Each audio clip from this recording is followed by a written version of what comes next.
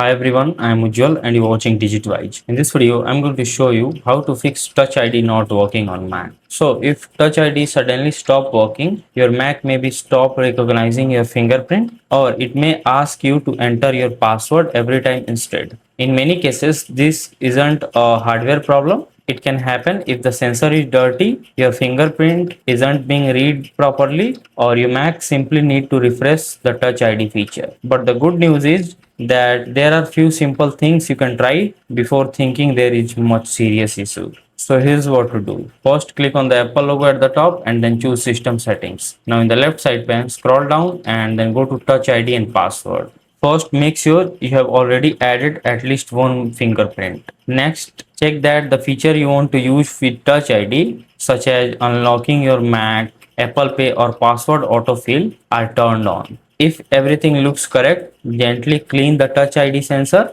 and make sure your fingerprint is clean and dry. Now restart your Mac and try using Touch ID again. If it is still not working, remove the saved fingerprint, and to remove it, all you just need to take the cursor to the fingerprint you want to remove and then click on this cross icon. After that, you need to enter your passcode here and then click on unlock. Now a confirmation will appear. Here click on delete. And now once you delete the fingerprint, click on add fingerprint here and then add it again. In many cases, one of these steps is enough to get Touch ID working normally again. So that's it. If this video helps you in any way, then do like it and subscribe to the channel. Thanks for watching.